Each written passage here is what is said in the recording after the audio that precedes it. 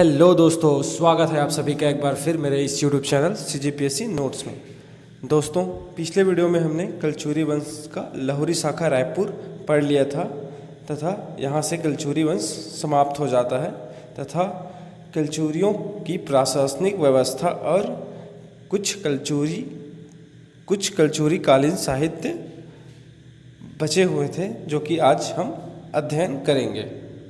तो चलिए शुरू करते हैं। आज का टॉपिक है कलचुरियों का प्रशासनिक व्यवस्था। दोस्तों, चलिए आज का वीडियो शुरू करते हैं। देखते हैं कलचुरी प्रशासनिक व्यवस्था के बारे में। कलचुरी वंश ने छत्तीसगढ़ में राजतंत्रीय शासन पद्धति अपनाया, मतलब वर्तमान में एक राज्य शासन के जैसे, जिसका राज्य का प्रमुख होता था राजा, जो कि शासन का प्रमुख होता था। राज्य के बाद शासन मंडलों में विभक्त था, जो कि 1,00,000 गांव मिलकर एक मंडल का निर्माण करते थे, जिसके प्रमुख को महामंडलेश्वर कहते हैं, जो कि शासन की सबसे बड़ी इकाई होती थी। मंडल जो कि गढ़ों में बटा हुआ था, जो 84 गांव मिलकर एक गढ़ बनाते थे, जिसके प्रमुख को दीवान कहते हैं। गढ़ जो कि कई बरहों में बटा हुआ था, जो कि 12 गांव मिलकर एक बरहों का निर्माण करते हैं, जिसके प्रमुख को दाऊ कहते हैं। तथा शासन की सबसे छोटी इकाई ग्राम, जो कि एक गांव मिलकर एक ग्राम का निर्माण करते हैं, जिसके प्रमुख को गौटिया कहते हैं। दोस्तों, कलचुरी प्रशासनिक व्यवस्था में प्रमुख राजा होता था तथा सबसे छोटा ग्राम का गौटिया।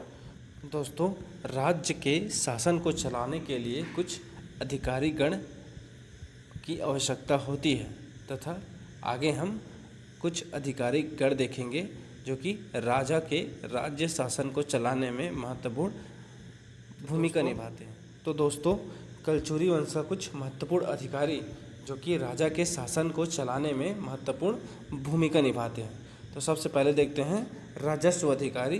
राजस्व अधिकारी का प्रमुख होता है महाप्रमात्र। विदेश विभाग का प्रमुख होता है महासंधि विग्राहक। सचिवालय का प्रमुख होता है महाध्यक्ष। दुर्ग या किले की रक्षा करने वाले का प्रमुख होता है महाभंडारिक। धर्म विभाग का प्रमुख होता है महापुरोहित। न्याय अधिकारी का प्रमुख होता है दांडिक।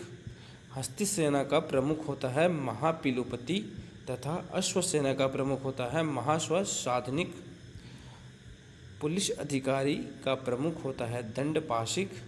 चोरों को पकड़ने वाला का प्रमुख होता है दुष्ट साधक तथा यातायात अधिकारी होते हैं गमगमिक। दोस्तों, एग्ज़ाम में इतने ही पूछे जाते हैं तथा एग्ज़ाम के लिए यह काफ़ी महत्वपूर्ण है। इसके बाद राजा के अधिकारी गणों के बाद कलचुरी प्रशासनिक व्यवस्था में उनका स्थानीय प्रशासन देखते हैं। स्थानीय काम काज के संचालन हेतु कलचुरी वंश में एक संस्था होता है जो कि पंचकुल के नाम से जाना जाता है। पंचकुल में सदस्यों की संख्या 5 होता है तथा पंचकुल में सदस्य जो है वो महत्तर कहलाते हैं तथा पंचकुल के प्रमुख सदस्यों को हम महत्तम कहलाते हैं। पंचकुल का जो कि प्रमुख अधिकारी में सदस्यों की संख्या होती है वह 6 होती है तथा नगर का प्रमुख अधिकारी होता है पूर्व प्रधान।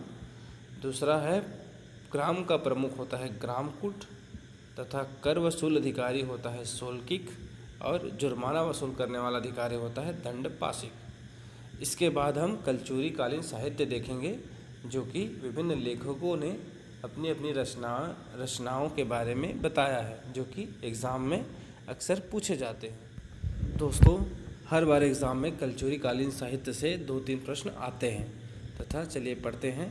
पहला है बाबू रेवाराम की रचना, जो कि इस प्रकार है। रतनपुर का इतिहास, श्री तवारिक ए हैहवंशी, रामायण दीपिका, विक्रम विलास, रत्न परीक्षा, गीता माधव, नर्मदा कंटक, ब्राह्मण स्रोत। बाबू रेवाराम की इतनी ही रचना महत्वपूर्ण है जो कि एग्ज़ाम में पूछे जाते हैं। दूसरा देखते हैं माखन मिश्र। माखन मिश्र जी का है छंद विलास ग्रंथ, जिसे हम पिंगल ग्रंथ भी कहते हैं। राम प्रताप। तीसरा इम्पोर्टेंट लेखक है गोपाल मिश्रा, जिनकी रचना है खूब तमाशा, जैमिनी, सुदामा चरित्र, भक्ति चिंतामणि, राम प्रताप। राम प्रताप इनकी अधूरी है, जिन्होंने माखन मिश्र जी ने इन्हें पूरा किया था। चौथा है पंडित शिवदल शास्त्री, जिनकी रचना है रतनपुर आख्यान तथा इतिहास समुच्चय। दोस्तों, कलचुरियों की प्रशासनिक व्यवस्था को पढ़ने के बाद तथा कलचुरी कालीन साहित्य को देखने के बाद आज से हमारा कलचुरी वंश का काल समाप्त होता है। अगले वीडियो में हम प्राचीन इतिहास से लेके कलचुरी वंश तक सभी इम्पॉर्टेंट क्वेश्चन जो कि एग्ज़ाम में पूछे जाते हैं या प्रीवियस ईयर में पूछे जा चुके हैं को पढ़ेंगे MCQ की तरह। तो मिलते हैं अगले वीडियो में उन क्वेश्चन को लेकर जो एग्ज़ाम में पूछे गए हैं। तो दोस्तों, अगर मेरा ये वीडियो आपको पसंद आया तो लाइक, कमेंट, शेयर और सब्सक्राइब ज़रूर करें। धन्यवाद। जय छत्तीसगढ़।